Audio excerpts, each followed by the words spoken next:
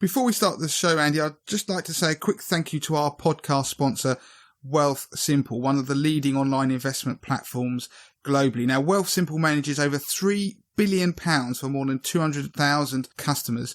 Wealthsimple prides itself on providing access to smart, simple investing without the high fees and account minimums usually associated with traditional investment management. In fact, you can open a stocks and shares ISA, a SIP or a junior ISA with as little as £1, which is far lower than any of its peers, and every client has access to unlimited human advice from a qualified investment advisor. Now, Wealthsimple also provides ethical investing options and produces an online magazine in an attempt to demystify the world of money. Money to the Masses podcast listeners can get their first £10,000 with Wealthsimple managed free for a year if they sign up at wealthsimple.com/money to the masses. You can also check our full review of Wealthsimple online at moneytothemasses.com.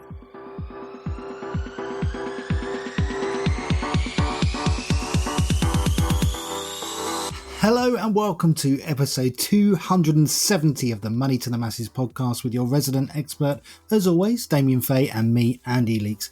Damien, how you doing? I'm good, Andy. I'm very good. The sun is starting to shine, and just ahead of a bank holiday weekend. Not that I'll actually see the full bank holiday weekend, because I end up having to work on a Friday with Money to the Masses because of all the stuff we produce. So it's nice, though, to have a bit of sunshine. And I've been to the tip. I've actually been to the rubbish dump, which where I live is being allowed. You book slots. So that's quite exciting in the lockdown world, taking the stuff that we've been sorting out. When you're stuck indoors, everybody's been doing it. I look up the street and I can see people's bins overflowing of all the stuff they've got from their house, all the stuff they weren't meant to throw away, all the old kids' toys, all that kind of stuff. We've been wandering around bin bags full of the stuff for weeks. So I actually got rid of it. We were allowed to go to the rubbish dump near us.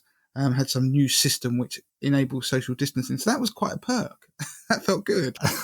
I visited the tip, when was it? 2 days ago. I say the tip, I mean, it's our shed. And I just dump everything in our shed. Metals on the right, grass clippings on the left. Grass clippings, yeah, that's the one. See, I had months of the stuff, grass clippings. And it was just festering at the bottom of my garden, so I had to get rid of it. And where we live, they don't take it. So anyway, I'm boring people with the minutiae of my rubbish delivery, not delivery, but taken away. That's okay. You can bore people about the tip, because I'm just about to bore you with what I've been doing over the last week. And I've built a cabinet and I've also put up a mirror. So, I mean, go me. Go you. Do you know what? We're saying this is like us boring people what we've been doing, but they actually lead quite nicely into what we're going to talk about this week. And I know you don't know how, Andy, because I haven't told you what we're going to talk about yet. But yeah, that's quite a nice segue into it. So shall I just tell you what's on the podcast? Yeah, I'm all ears now. What are we talking about this week? Right. On the mirrors and furniture front, I want to talk about something to do with a good way of getting online purchases to do with things like furniture, etc., cheaper. So what I'm doing, I'm taking a break from investing this week. We've done a lot of investing stuff in the last few months, and we were quite heavy on it last week. And I thought, you know what? Let's take a break from that. Let's do some more personal finance type stuff, something a bit lighter. So one of the things I want to talk about is the power of images online, and you can use them to your advantage. I'll explain more when we come to it, but it's a nice trick that I think people are going to like. The other thing I want to talk about is generally to do with lockdown and the lessons learned from lockdown, really, financially. There's been a lot of stuff that we've all probably have been doing, a bit like me, going through and decluttering the house with my wife and kids, and we've all been probably doing a bit of that financially, or noticed it happening almost by accident because of the severity of the lockdown and how it impacted our finances. We've some lessons that we can take away from that we can going forward. So I want to talk about that. And one byproduct of that, of course, is about paperwork and how long should you keep paperwork. And somebody asked me this, interestingly, via email, and I want to answer that. How long should you keep different types of paperwork that you come across? Because it's so tempting to get it all, chuck it in the bin, or of course you should shred it, but get rid of it. So I'm going to answer that. And finally, I'm going to talk about the importance of an emergency fund. It kind of leads on from that lockdown learnings, but the emergency fund and how to start building one the easy way. So people struggle with building emergency funds. We want to dwell on that, talk about the importance of it, and then I want to tell people how they can start doing it an easy way. Excellent stuff. So what are we going to kick off with? Let's talk about the lockdown money and the lessons that we've all learned from it. So, of course, many people have been negatively impacted by the lockdown and the coronavirus. And I think the takeaway that we all should have for 2020 is that it is a fantastic case study for the unexpected. So we often talk about in personal finance the importance of building an emergency fund. So people get really excited about taking control of their finances. And if they get a few things in order, they go, right, I want to start investing. I want to do the exciting stuff. And you almost have to say to them, no, whoa, have you got an emergency fund? Have you paid down your debt? And for a lot of people, that's quite boring and they don't really want to listen to it. And if people who listen to this podcast were to be really honest with themselves, they probably don't have the size of emergency fund they should do. So typically, the recommendation is you have 3 to 6 months salary. Now, I'm often asked, well, is that 3 to 6 months net or gross? Or is that just 3 to 6 months of your bills covered?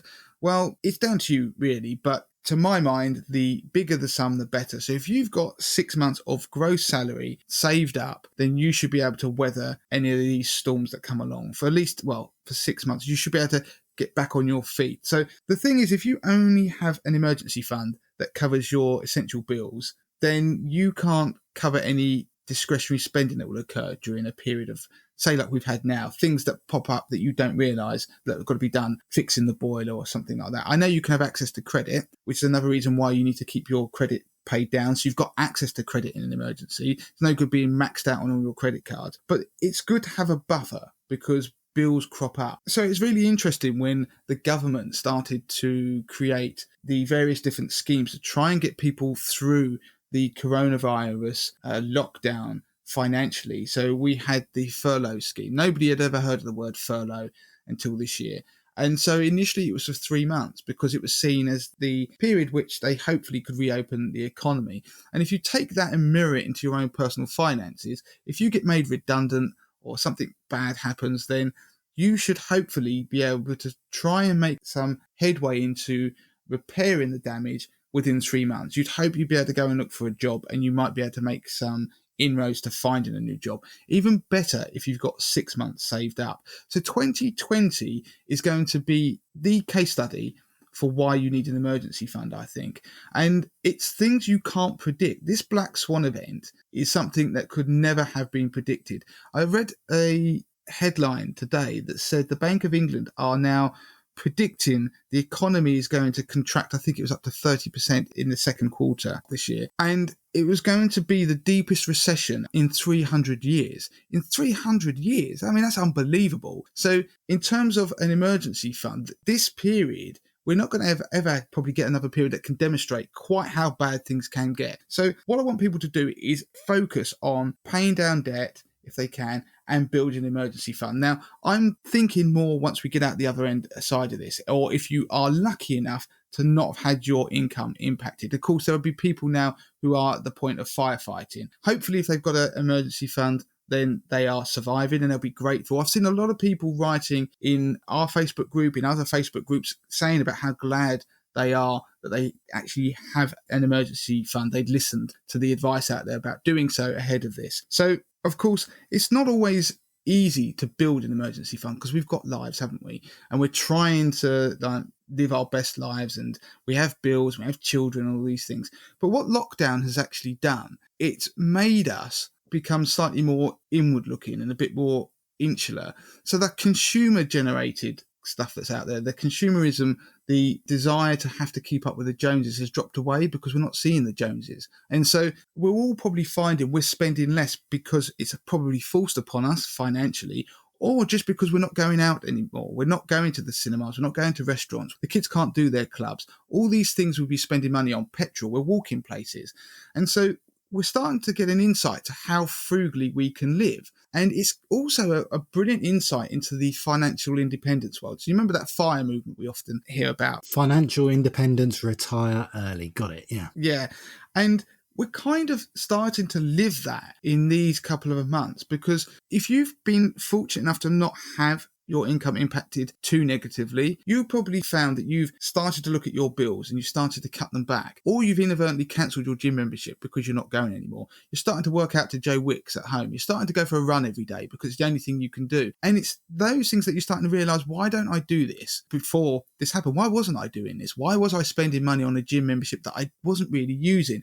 And you start looking at value. So what I want people to think about is, once we get back to the world as it was, which it won't necessarily happen straight away because we won't be doing all the things like going to restaurants necessarily immediately, is looking at the value that we get out of these things and realising that we can save money. We can live far more frugally than we were, but it's not detrimental to our enjoyment of life. So for example, our food bill has gone up, and that's partly because all the deals have gone from the supermarkets, but I'm eating at home all the time now. Whereas before I would probably be eating out or buying lunch at when I'm working from the supermarket around the corner. And you've suddenly realised that it is almost more enjoyable to do that, to eat at home and make your food at home. And it can be, in a way, it can be better value. So I want people to look at that and start to think, well, if I can cut back, I can be financially better off. Lauren, who works for us, I was chatting to her the other day, and it was a really interesting conversation. And I'm not giving away Lauren's finances or anything, but Lauren is in her mid-20s. I'm giving away her age, actually, but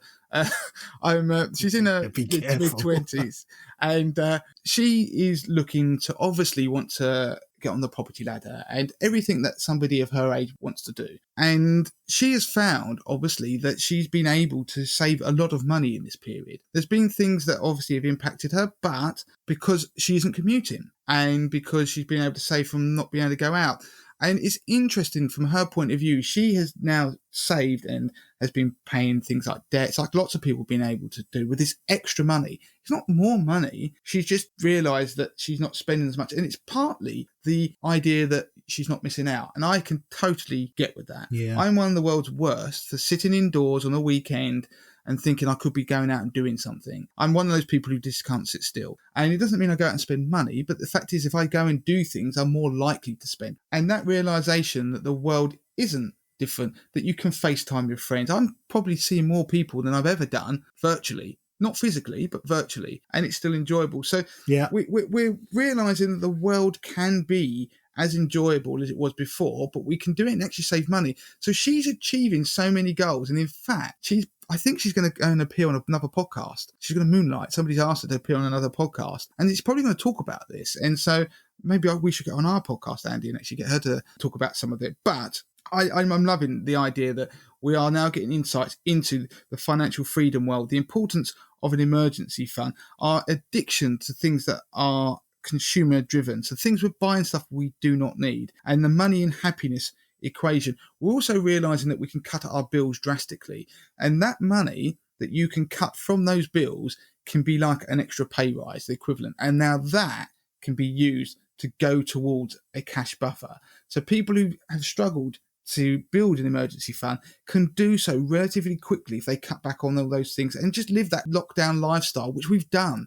We all didn't believe that we could do it. That's the interesting thing. People go, well, life will be awful. I need to live. But we've realised now that we can live the lockdown lifestyle. And I think, perhaps I've just coined a phrase there, that we all know how to live the lockdown lifestyle now. We've been forced to. And in the personal finance world, that is incredibly powerful, because we can say to somebody, go and live your lockdown lifestyle. If you live your lockdown lifestyle, but with an income that isn't impacted, you will therefore more likely to achieve your dreams. You could retire early. You could buy that house. And the other thing is that in this period, I want to just briefly point out, is people have realised the importance of insurance and protection. So that's protecting their income, protecting their family in terms of death as well, and the importance of making a will. And the demand for life insurance and the demand for will writing services has gone through the roof. And it's a positive that we are now focusing on that in the real world. People are now realising the importance of it. And so I hope that continues. So it's some of those things that I want people now to think about, their lockdown lifestyle. What can they take with them when we get out of this? And I might as well go on and almost merge these two pieces together and go on about the cash buffer. And so the cash buffer, if you can now save, you've had your lockdown lifestyle, and now you can visualize how you could potentially save a certain amount, 3 to 6 months worth of your earnings once everything's back up and running. Once, if you've obviously taken a hit to income, once your income's back to normal, or potentially you've now been innovative and started a side business, which I know lots of people have, started to try and work out ways of creating an extra income. Andy and I were just talking about a friend of ours who's now doing beer. He had a sort of a side thing that was he was doing, which was a passion to do with real ale, and it has picked up in this environment because everybody's drinking from home. And so those sorts of things are extra income streams that might be able to be useful. But the other thing I want people to bear in mind is, obviously, cut your bills. Use the money you save from cutting your bills to be able to help you build your buffer. Once you've paid down debt, it may be that initially you're paying down, clearing your debt. Once you've done that, the money you save on clearing your debt, you could go towards your cash buffer. But also there are some awesome apps and services out there that make it easy. So if you go back into the real world and you start spending money again, and I really like the rounding up the month that your change. So Lloyds have a option whereby if you spend money on a card, it rounds it up. So you spend £1.50, it rounds it up to £2, 50p goes into your savings account. Starling and Monzo do the same thing now, and they move it into their little versions of pots. So the online banks now are making it easier for you to inadvertently save money that goes towards a pot that could be savings for anything you want, but it could also be for something like we're saying, a more of an emergency fund. But of course, if you're rounding up pennies, it's going to be difficult to get a pot, an emergency fund, that is equivalent to 6 months' salary. So that's obviously you've got to do a bit more than that. But there are services out there that will plug into your existing bank accounts, apps that will use artificial intelligence. That's what they call it. I mean, I'm not sure how much AI is really involved in these things. I think it's more of an algorithm, splitting hairs here, but it will work out your spending. It will look at your bank account, analyze it and say, look, hey, Andy, you can move 10, 20 pounds across into your savings account today, I reckon, based upon your spending pattern and what's going to come out of your account. And then it will do that for you if you let it. And so it is monitoring what you're doing and helping you to budget and move money across. And I'm going to just throw some of them out there so people can go and look at them. We've got an article where we've gone through and looked at each of these. In fact, Lauren was the person who did it. Lauren's become a bit of an expert at all these apps. So if you want to know anything, you can contact Lauren via her email address, lauren@moneytothemasses.com. But do look at the article that Andy will put in the links below this in the show notes. But Plum is one of them. Tandem is another. Chip is another, Clio is another one. And so all of these will have various different ways in which they allow you to move money across into a savings account of some format. Yes, you're going to have to look exactly how they work, make yourself happy the way they work, because not all of them will move them into savings accounts, for example, that are FSCS protected. So you've got to be happy with that part of it, but it can enable you to move money and start to save. And then, of course, you can move that money out of those accounts into somewhere else if you want to. And taking it one step further, there are other services, one of them being called Squirrel, which is slightly different. And what it does is you can get your employer to pay your money into this Squirrel account. So it's this service that is a paid for service, and it effectively puts your money into this safe place if you watch the video. And lots of people like Martin Lewis are they apparently like this, and it's got a lot of press coverage. And on the face of it, it's a really good idea, whereby it enables you to have your wage paid in, and then you tell it how it's going to be divvied up into your bills, etc., and your savings goals. And then what it will do is it will then move your money at the time that you need it across into your current account to stop you spending money. And so it will drop into your account when it needs to be there, so for your bills to be paid, or it could give you a weekly budget, so you spend your money weekly for when you're going out enjoying yourself. But it enables a bit of control over it, and it helps because it basically stops you going crazy. So there are things out there that can help you build an emergency fund. But again, the other thing to remember is that phrase, pay yourself first. So it needs to be part of your spending, the idea of building an emergency fund. You need to start doing it. Don't worry if you can't get there quickly. It could be something that take you quite a bit of time to get towards. But if you do a bit, maybe £50 a month or whatever you can do, and you make it one of your standing orders and you pay yourself first, You will get there over time. Think of it like an insurance policy. And so I want people to take away the idea of an emergency fund going forward. So please, please, please do it. Lots of people have been so pleased that they've done it, given the crisis that we're now in. Great. So that moves us on to what we were talking about earlier about paperwork and knowing when to clear it out, how long you got to keep things. Funny enough, you mentioned that earlier, Damien. That's another thing I've been doing the last week. I've been digging in to my to the back of my cupboard where I keep my shredder, and it's been on overdrive the last week. And this is stuff that is 12, 15 years old. So I'm hoping that I've adhered to the rules and I'm getting rid of stuff that I should be. So yeah, I'm glad you've mentioned it. You're going to tell me now that I've been doing things wrong, probably. So paperwork. Yeah, it's one of those things, paperwork, how long should you keep it? Now, I'm just going to go along the lines that we are being retro and we're keeping physical copies of this stuff, so actual papers. And how long should you keep stuff? Now, you get different schools of thought on this. Well, if you're my wife, it'll be 15 to 20 years. I mean, that's impressive. I mean, my wife's exactly the same. I have to say, I've still got paperwork from quite a long time ago, and I've now slowly got rid of it all. Do you know what, though, Damien? I have to say, the only way that helped us in the last few years was when we had a PPI claim, because I'd spent years putting off, eventually dug into some old paperwork that my wife kept from years ago, literally just after she left university, her first loan, and she kept all the paperwork, and it really helped with our PPI claim.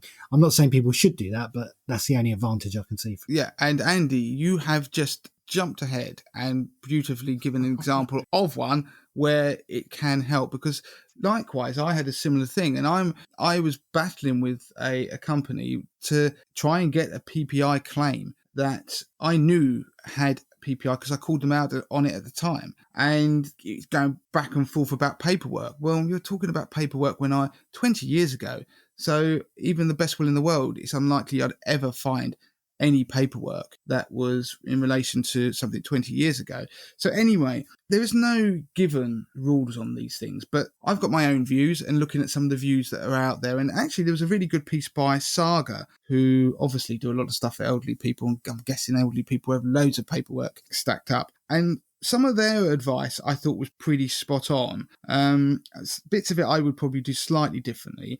But for example, if you're looking at anything that's tax related, the HMRC say that as long as you've submitted your tax return, then you pretty much should be okay. But then it's advised you keep your records for those bits and pieces for your tax for at least 15 months. Assuming you filed it on time. Now, that's obviously for people who aren't self-employed, because it'll be slightly different if you're self-employed. When it comes to things that you should keep for like 2 years, they seem to suggest things like payslips, P45s, pension statements, capital gains tax details, even some certain amounts of utility bills, I suppose, particularly if it's related to work. But if you're self-employed, that can be extended to 6 years, because obviously HMRC can come back and look at things. So invoices, receipts, unless they're, of course, they're on credit card statements of any kind. Bank statements, again, they were suggesting 6 years. Details of rental income, dividend income, expenses, particularly to the rental income, or if your expenses you're deducting from your business self-employed income, then that should be 6 years. That's relatively, I think that's pretty sound. They seem to like the idea of you keeping manufacturers' warranties and instructions for 5 years. Now, I've still got instructions from the person who, I don't even got the appliances anymore in my house. My wife loves to keep instructions, and we got things that we don't even have that like probably disappeared 13 years ago. If you've done renovations to your house, or you've done repairs to your car, you've upgraded things, then you need to keep those for good. So let's say you've built a loft extension or a normal extension, then you're going to have your building regs that are going to be issued. You need to keep those, because if you're going to sell your house, they're going to want them. Any deeds or stuff to do with conveyancing when you bought a house, you should keep that, although the land registry is actually electronic now. So if you've bought or sold a house recently, there should be copies on that electronically. But if there's an old house, then these might not necessarily be electronically on the land registry. And the other one they sort of say you should keep forever, of course, is anything to do with like medical records or anything like that. Well, technically your medical records are with your doctor, but they were suggesting things like if you had taken particular drugs or anything like that, that something was wrong with that and you could make a claim. I think that's being a little bit overzealous, but perhaps that's reasonable advice. But what I was going to say to people is that in the modern era, there are one or two things that I do that just make life a hell of a lot easier. So like Andy said, he had to get his shredder out the back of his cupboard. I have my shredder in front of the cupboard. My shredder is not quite pride of place, but it's out there. And what I do is, as soon as a piece of post comes through the door, I look at it, I bin it if it's not personalised to me. If it is and it's some form of statement, then it's going to end up going through the shredder. It's got personal information on it. But if you have a smartphone, then go to it now, download an app called Scannable. So Scannable is the word. And it is a fantastic app. It's actually, I think, created by the people who create Evernote, if you use Evernote. But what it does is it works just like a scanner, but the quality is brilliant, but it's very, very slick in the way it operates. So you get a piece of paper, a letter, credit card statement, you put it on, say, on your table, you open the app, you hold it above the statement, and what it does, it actually works out where the edge of the paper is in a second, takes a photo, then edits the photo down to make it like a scanned document that is even searchable in some instances, and can turn it into PDFs and all different types of images. So it's like if you were to get a professional scanner and you were to scan it at work or whatever you do it, and you get a proper document. It does it in seconds. So literally you could get a 10-page document and scan it in 30 seconds. And like I say, the quality is superb. I've used it for official purposes to do mortgages and all sorts of stuff. So it's a great way of being able to scan stuff anyway without having to pay for a scanner. But what it means is once you've done it, you can send it, so you can save it to Evernote. If you use Evernote, then it's basically kind of like a storage place for notes, hence the name.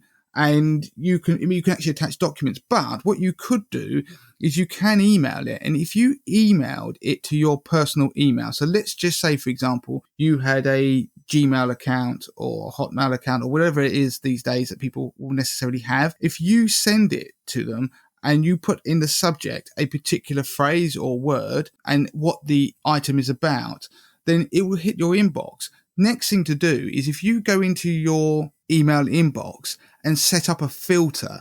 So it's an automatic filter. I do this all the time for productivity reasons with work. So I filter stuff that hits my inbox that moves it into certain folders. So things I can go and read later, maybe things I need to take action on. But what you could do is you could set up a filter. So whenever a subject line has this particular word or phrase in it that maybe it's scanning and you have the rest of the title. If it has that word in the title, then you can set a filter so it moves it into a folder. You create a subfolder of your inbox that could be titled scanning, and then also set it to auto archive it. So what will happen, it won't even appear in your inbox, it will automatically go in that folder. And it's a neat way of being able to save scanned stuff if you want to going forward. I mean, with most of these email providers, you get huge storage, but obviously you could do something similar if you want to use something like Dropbox or whatever it is for paid for storage. But what it does mean is going forward, you do not need to store all this stuff in physical form. You get a letter, you decide to scan it, you scan it, it's in the cloud, it's there, you can recall it anytime, you can search for it, and then you can shred it immediately. And so you don't build that up. So that's my advice for anybody going forward. It's what I do now. I've managed to get back to that because I did go through a phase where I did it and then I started collecting documents again. I've now shredded it all, got rid of it. I've scanned it all. So there you go. Obviously some things, like I say, deeds and all that kind of stuff, death certificates, birth certificates, you need the originals. But for the stuff that you don't, that you sort of things you could download, bank statements, etc., you can therefore use a scanned version, do that. Also, do go and opt out of receiving statements. A lot of banks will allow you to receive paperless versions. So you could have things emailed to you and then you can download them if you want to. So that also reduces your chance of having your mail intercepted, like what happened to me effectively, and therefore being a victim of fraud. And of course, the other thing to remember is make sure you two-step authenticate your email or two-factor authenticate your email, whichever phrase your chosen email provider uses. And what that means is that when you go in, you have to put in a second piece of information. So it might text you a code that you have to enter, just like the sort of thing your bank does. And the reason why you should do it on your email is the center of your universe for nearly everything you register for your online banking, whether it's for your utility bills, whether it's for credit cards, you name it, your inbox is effectively you.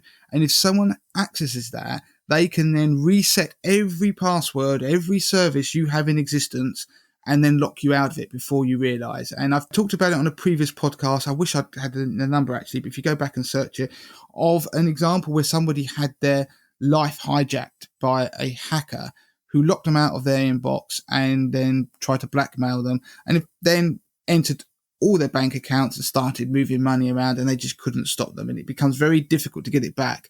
If you have a two-step authentication, then it's much harder for them to do it, because what it means is that you can log into your email, but then it will send you a code on your phone that you then enter, for example. And unless they've got your phone, then they can't do it. It makes it more difficult. So that is it, Andy. That's it done on lockdown and money, the various different lessons that were in that kind of double header of a piece. Okay, so that moves us on to the last piece of the podcast, which is looking at images and the power of images and how using those can actually help you to save money when online shopping. Damien. So this is something that I came across via somebody called Charlotte Burns. LottieEarns.co.uk is the website. Now, Charlotte, I know Charlotte. She's a money blogger. She actually, effectively a journalist, in fairness. That's her background. She used to work for Money Saving Expert once upon a time. She's a really great character, and she's very good at what she does. And I've seen her come up with some odd or very, I don't know what the word is, but some really good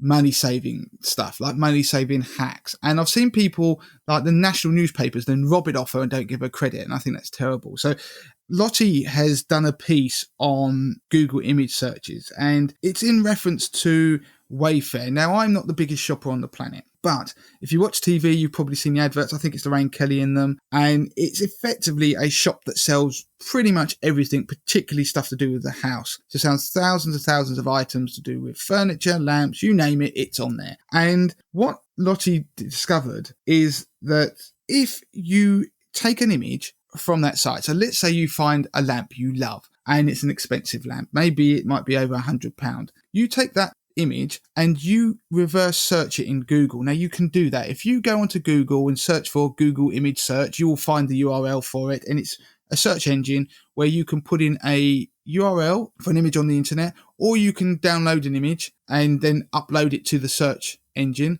And what it will do, it will search the whole internet to see if it can find that image, and it will return it to you, which is an incredible, I think, feat of technology and everything like that. But what it will do is it therefore finds the item that looks the same, the identical item, if it exists somewhere else. And what Lottie discovered is that she claims around 80% of the stuff on Wayfair can be found cheaper elsewhere. And she also says that they not only do they get the product and basically act as a middleman and sell it for more money? You could argue that's effectively what a lot of retail is anyway. She says they're quite lazy about the imaging, so the image is the same. And she did a whole load of research and has come up with a load of examples. I mean, I went on there and tried it. And it's right that you can find stuff on other sites for cheaper. So some of them she saved like 300 and something pound on a particular chair that she searched. I don't think she bought the thing, but she was just proving her point.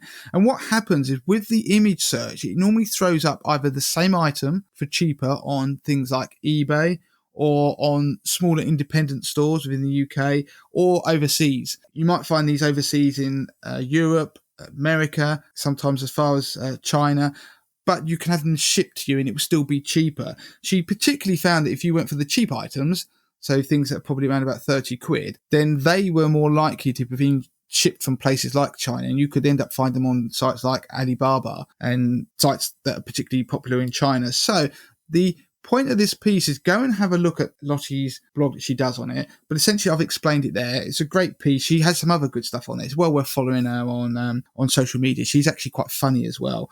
And the message is, if you use image search while shopping, you can save money. And in fact, I then took that and tried it on different sites. And for example, I was looking at office furniture. So Staples is another good example. I tried it on there, took an image of a chair that some of these office reclining chairs are expensive, took it from there, went and found it, and it actually appeared on another site cheaper. And that is going to be par for the course, I think, for any site that has thousands of products that it's going to probably use some stock imaging for. You could possibly find the same image being used somewhere else, therefore use that reverse image search to find it cheaper elsewhere, because obviously they might not use the same wording to describe that product, but the image I thought it was quite a clever way of doing it. So try that. You may find that you have success. If you do, then do let us know and we'll pass it on to Lottie. Brilliant stuff. I love that. Okay, so that's it. We're done for this week. If you want to get in touch with Damien, you can do so. It's damien@moneytothemasses.com. Twitter, it's money2themasses with the number 2. Of course, we're on Instagram and YouTube. And if you want to get involved with our Facebook group, it is facebook.com/groups/money to the masses. And please, if you can, review the podcast. It really helps us to spread the word. And you never know, once we get out of this, it may well be mug worthy and we can send you out one of our coveted mugs. So that's it. Damien, we're done. Until next time. Until next time.